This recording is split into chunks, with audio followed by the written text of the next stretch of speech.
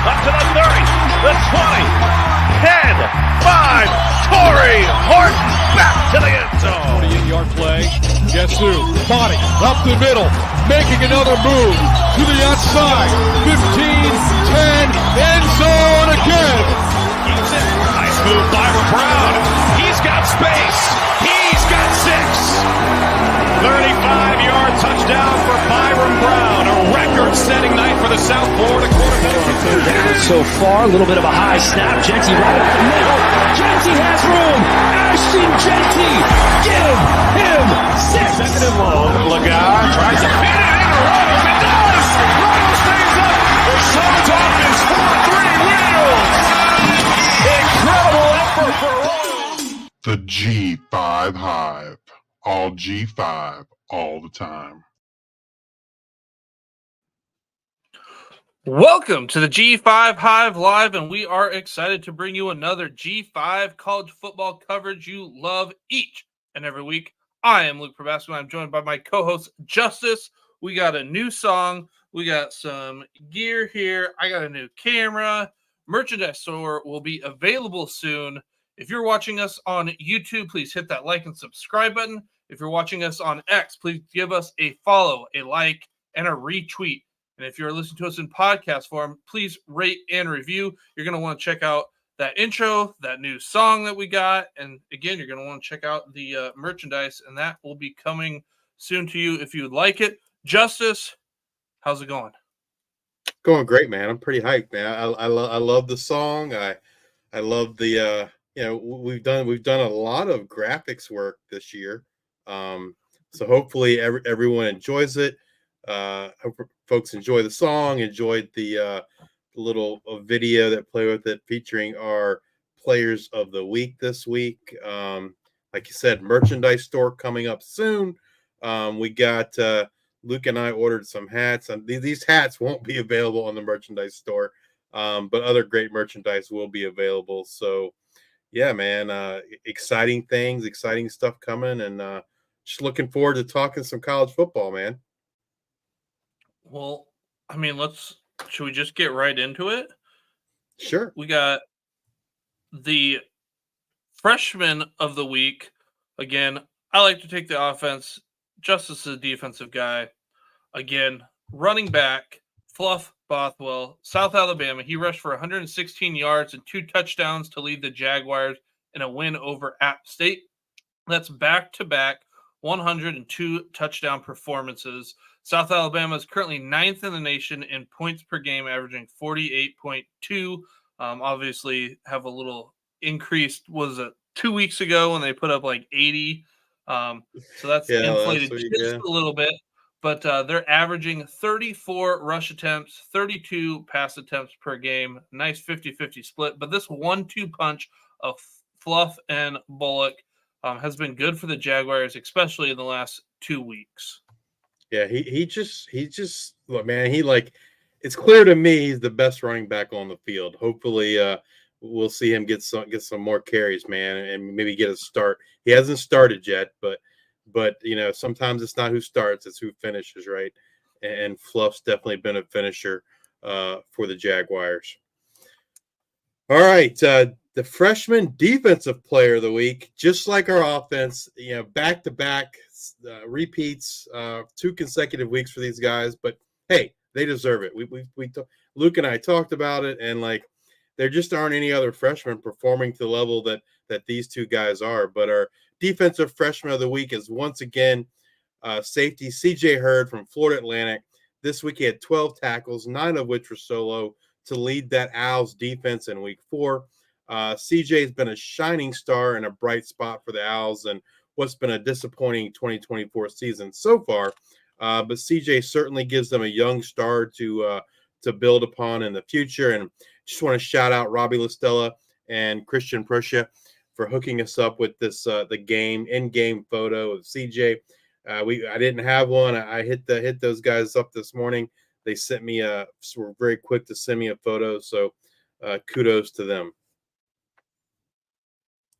All right.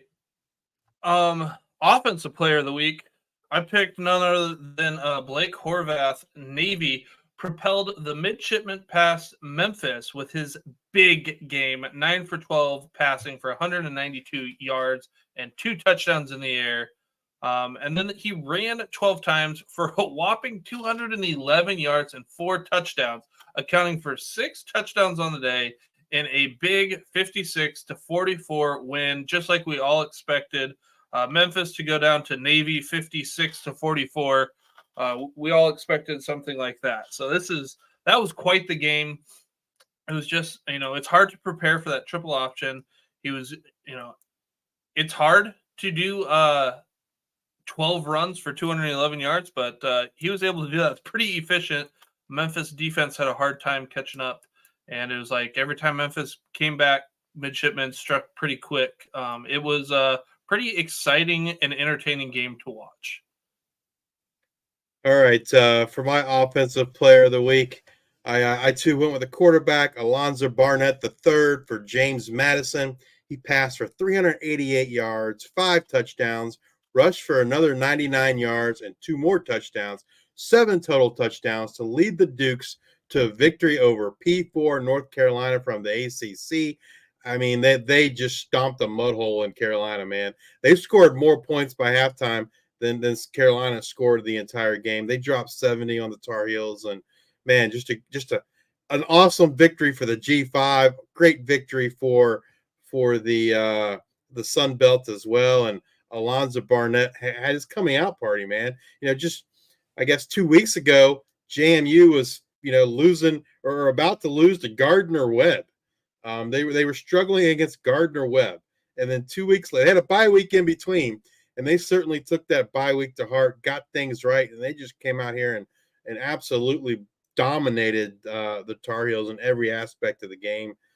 So great win to Alonzo and the Dukes. Yeah, word on the street is Alonzo was maybe getting recruited for the UNC basketball team. They saw how many points he put up, and they're going to try to recruit him at basketball. That's what I thought. That's what I heard. Yeah, I mean, you look at that final score, you think it was a basketball game and not a college football game for sure. All right, well, let's talk some defense now. So my defensive player of the week is linebacker Colin Ramos from Navy. In that big win over Memphis, Colin had 20 tackles, 6 solo tackles, 1 sack, 2 tackles for a loss, and a pass breakup to lead the midshipmen in that big victory over Memphis in Week 4. Colin's kind of the leader on that defense, the man in the middle. He's had an excellent season so far, and he was a big reason for Navy getting that huge win this week in Week 4. And then I took another repeat guy, Sean Dolak, Buffalo, 19 tackles, 15 solo, 4.5 tackles for losses, 1 pass deflection, 1 INT. Then he took that interception. He ran it back 53 yards. That interception led Buffalo to a field goal that put them up 3. The defense holds NIU to a field goal. They head to overtime, and they kick a field goal in overtime to beat NIU, number 25 NIU, 23-20. Sean Dolak, that interception was huge in that game.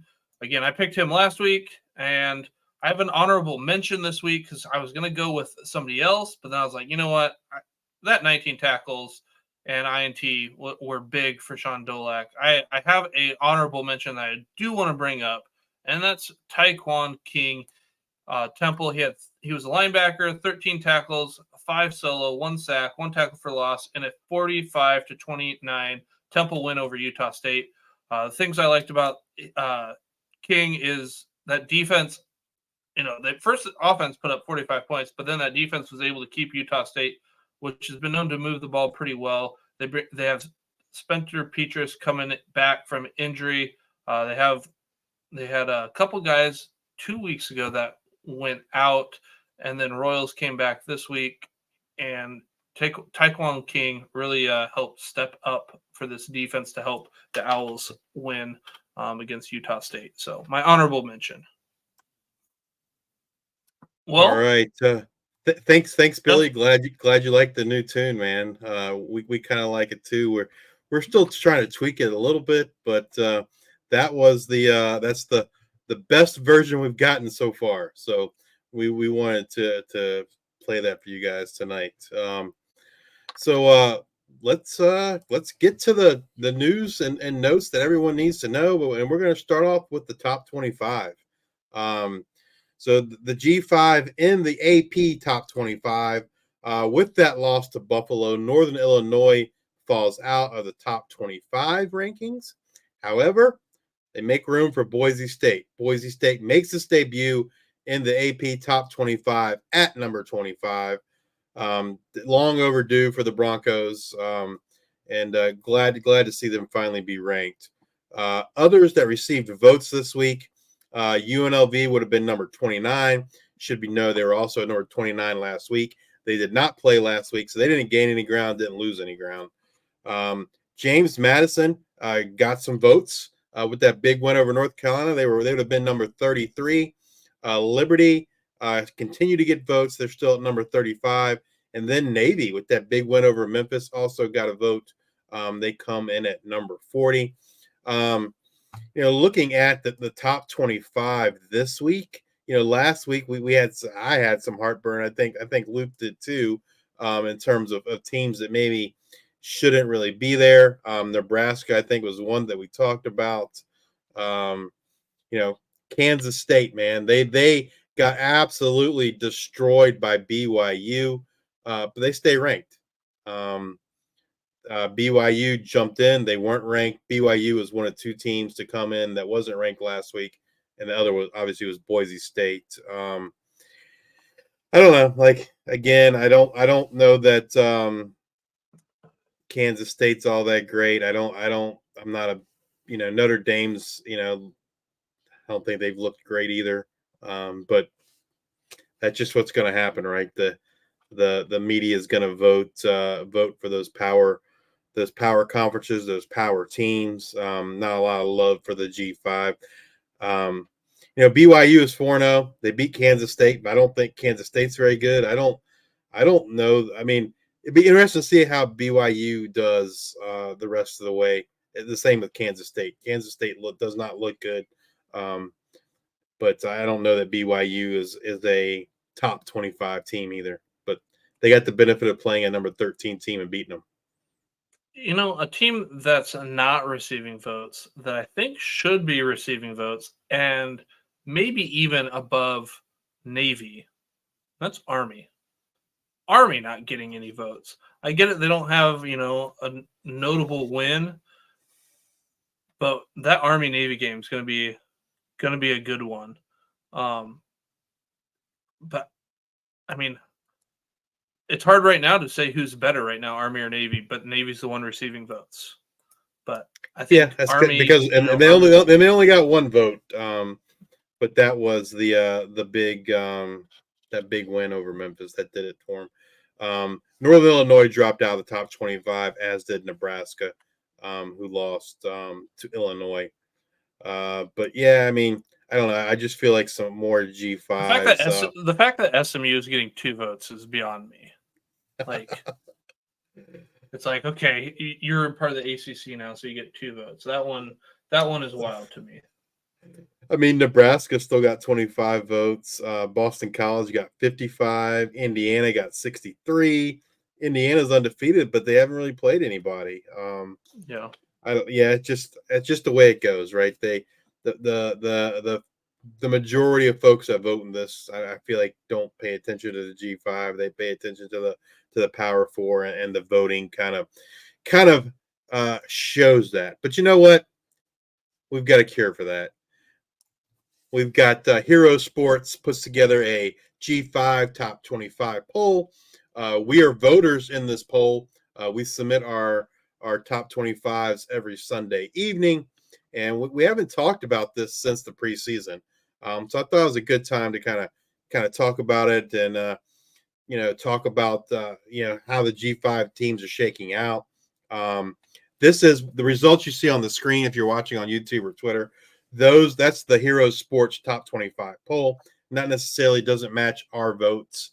The things that kind of stood out to me is kind of different from what we're thinking. Number one, I think Luke and I are a little more, I don't know if conservative is the right word, right? We I think we take a bigger picture and not like what just happened yesterday kind of look. And we're not as reactionary maybe or as quick to react.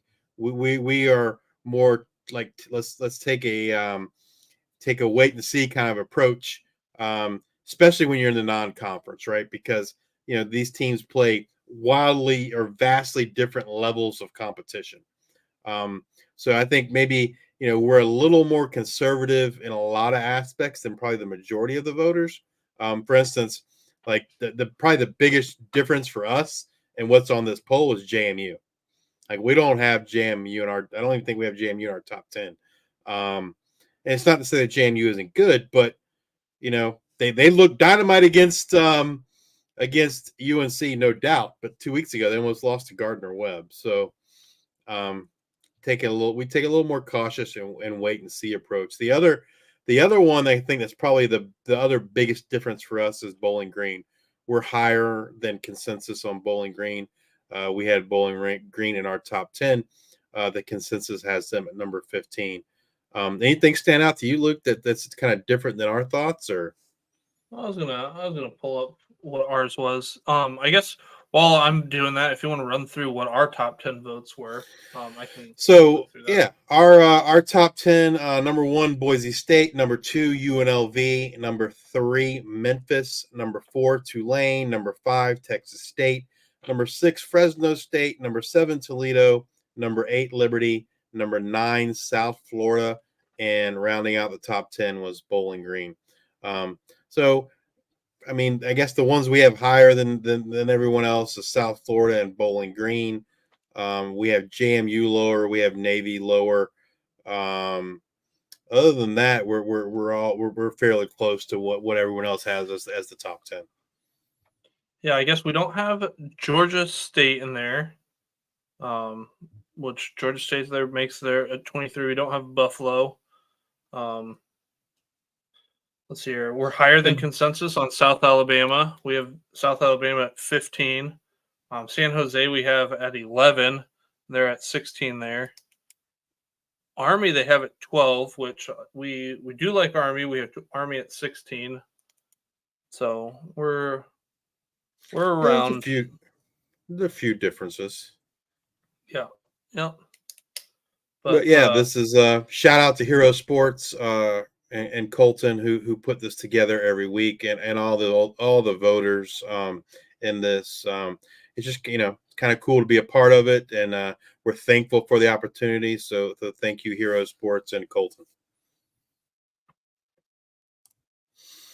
All right, getting on to some other news. The topic of the day on Twitter, man, I've had to change these notes probably 20 times in the last 5 hours because it's probably changed since we started tonight.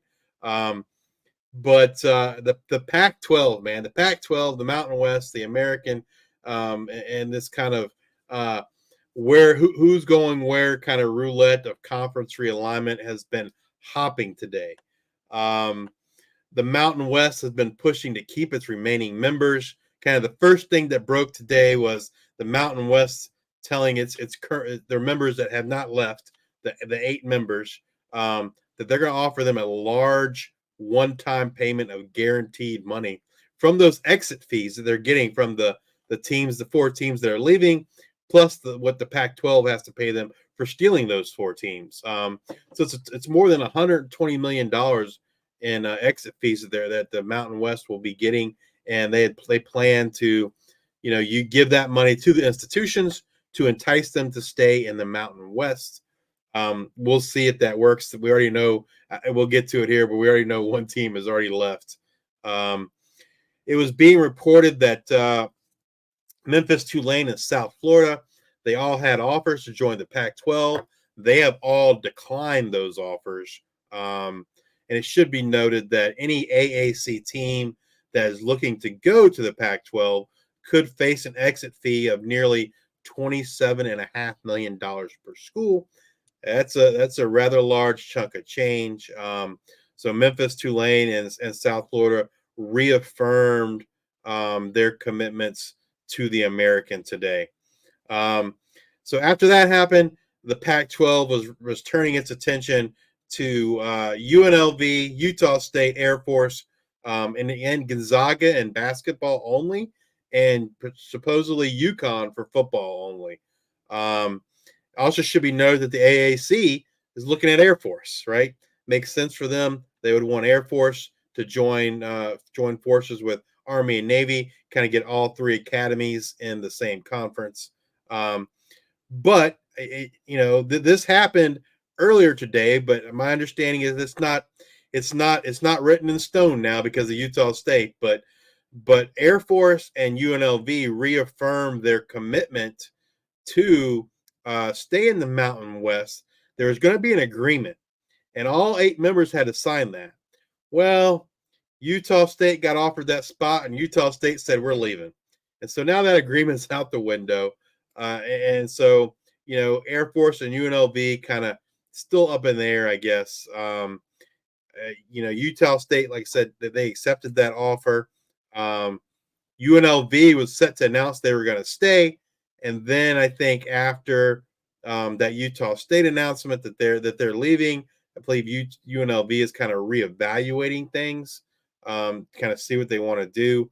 But man, it's just crazy times out there. In conference realignment, Who would have thought, honestly, that Utah State was going to be this pivot point? Because right now you need 8 teams in a conference. You got the Pac-12 with 7 teams right now. Now you have the Mountain West with 7 teams. So what's going to happen? And yeah, who knew it was going to be Utah State as that pivotal team to get people thinking about which conference to go to? It almost seems to me at this point, like, why wouldn't the Pac-12 just assume all of the Mountain West? Just take them all, right? Then they don't have to pay those exit fees. They don't have to pay those penalties, right? I mean, I understand the play to try to get the American teams, right? To try to get the big dogs in the G5, so to speak. I understand that play. That play didn't work out. To me, like, at this point, maybe they might. I mean, that's just like from a financial perspective, I just don't understand why they wouldn't, right? Because if the Pac-12 takes every Mountain West team, then they don't owe the Mountain West anything, right? Like, and there's not going to be any exit fees. There's not going to be any conference, and so it just seems to me like the Pac-12 should just take all, at least offer them all, right? I mean, at the end of the day, if Air Force wants to go to the American, hey, you offered them. There is no other Mountain West, so I think you've held up your end of the bargain, and you're not getting hit with all those fees. Yeah, I don't know, that just to me from a pure financial standpoint, like that just seems like that's the thing that makes the most sense, is that the Pac-12 just absorbs the Mountain West. But Justice, that's why you and I are doing a podcast on a Monday night after I put my kids to bed, because what do we know? Right, absolutely. Like it's just crazy, man. Very, very, very crazy.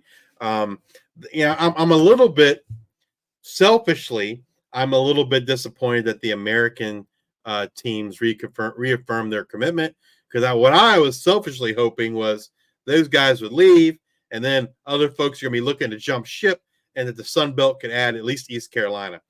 East Carolina would be such a it'd be such a perfect fit for the Sun Belt, man.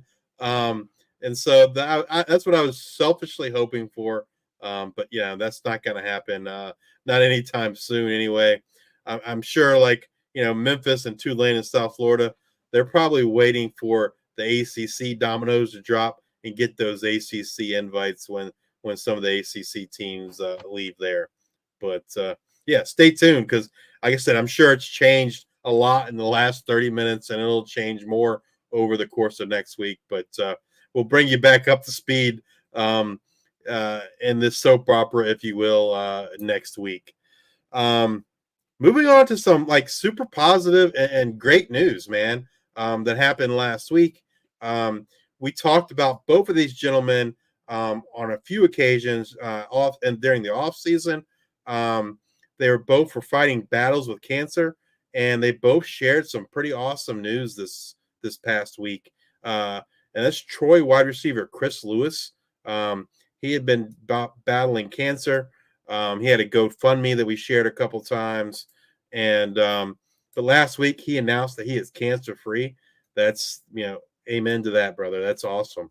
And then Troy beat writer and a friend of the show we've had on the show before, Josh Boutwell. He announced last week that he has no signs of cancer at the moment and that his recovery from his surgery is close to 100%. So Josh and Chris, man, awesome news. Thanks for sharing that. And we've been thinking about both of you guys and just so happy to kind of hear that. Yeah, great news for Troy. Congratulations, Chris and Josh, for been a long road, and it's tough, and it's tough mentally, and just congratulations. All right, getting into some player news. Wide receiver Anthony Simpson from UMass is no longer with the team. I have not seen any statement from him. I looked on his Twitter. I didn't try and find his Instagram. My guess, just a pure guess on my part, is he's planning on transferring. You can play four. Well, he didn't play any games, I don't think, this year, or maybe he only played like one or two. But you're allowed to play up to 4 games, preserve a redshirt year, and so my gut tells me that's what Anthony Simpson's doing.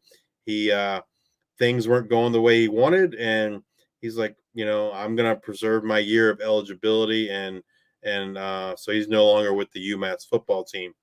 The same thing for wide receiver Balin Brooks, San Diego State. He left the team this week, and it was reported that he left the team for that exact reason, to preserve his red shirt, not burn a year of eligibility. So he will be in the portal when that opens up again come December. All right, moving on to some injury news. East Carolina had a big loss last week. Cornerback Siobhan Ravel Jr. Out for the season with an ACL injury he suffered in practice last week. That's a huge loss for the Pirates. Their defense is pretty good, and Siobhan was a lockdown corner. He was someone that was being talked about as possible a round 1, day 1 NFL draft pick. So that's going to be a huge loss for the Pirates. Also, New Mexico State quarterback Deuce Hogan will miss the rest of the season with a collarbone injury. New Mexico State had a lot of personnel change this year and at quarterback, and so losing Deuce is not going to be a positive thing for them. Also on the injury news front, we got some words today from Alex Taylor that Wyoming running back Harrison Whaley is only going to play 4 games this year. Again, he had surgery right before the season on his knee. It wasn't season-ending surgery, but he's decided this is not the way he wants his final year to play out, and so he is only going to play 4 games, but he's not going to play until he's ready. They have not said what 4 games he's going to play in, so we don't know when he's coming back. But he will be playing in no more than 4 games in 2024 to preserve that year of eligibility and return to the Cowboys next year. Moving over to some Memphis player news, running back Greg DeRosiers Jr. is set to miss a couple weeks. So that's going to mean more work for Brandon Thomas and Mario Anderson. Remember, they already lost Sutton Smith for the year. So another loss in that running back room. Wide receivers Kobe Drake and Rock Taylor were banged up in the game against Navy this past week. Something to kind of just monitor, and as we head into this Week 5 game against Middle Tennessee's the Blue Raiders. Temple tight end Landon Morris, he is banged up, but he should not miss any time this week. Troy quarterback Goose Crowder returned, and he returned with a vengeance, man. He played really well for the Trojans this week, and so obviously he should be good to go against UL Monroe. A big game for both those teams coming up here in Week 5. Last week, probably the biggest injury news. At that point we didn't know, but it wasn't looking good in terms of Quentin Cooley, and lo and behold, Quentin Cooley plays. this week for Liberty. And so, good news there. He's able, whatever the injury was, he was able to deal with it this week and get back on the field. And it obviously wasn't as bad as Coach Chadwell thought. So great news there for the Flames and Quentin Cooley. Colorado State wide receiver Torrey Horton did not play in week 4, and they have a bye this coming week. So hopefully with the multiple weeks off, that we should be able to see Torrey Horton get back on the field there in week 6 against Oregon State. Kent State quarterback Devin Cargman was carted off the field there in week 4. No word on what his injury is and what his status looks to be moving ahead. Ohio, Parker Navarro was out for their matchup against Kentucky in week 4.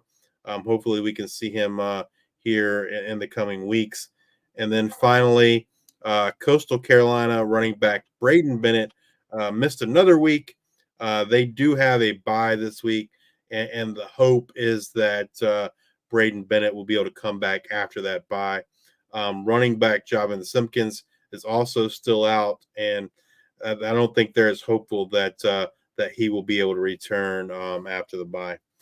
And that's going to do it for our injury news and player news. Did you have anything you wanted to add there, Luke? No. Overall, pretty low key on the injuries in comparison to other weeks. So grateful to make it through a week with little injury news. But there's enough conference realignment stuff to talk about, and that I'm sure we'll have to talk about every time now going forward. Absolutely. And that's going to wrap it up for our tight ends and our waiver wire. Come back and join us next week as we discuss what happened in week 4 or what happened in week 5, as well as we look forward to week 6 of the 2024 season. And as always, bring you up to date on all the latest news and the happenings in the world of G5 college football. If you're watching us on YouTube, please hit that like and subscribe button. And if you're watching us on X, give us a retweet, a like, a follow. And if you're listening to us on Apple Podcasts or Spotify, please subscribe and leave those 5-star ratings and review. Thank you all for your support. Until the next time, we are the G5 Hive.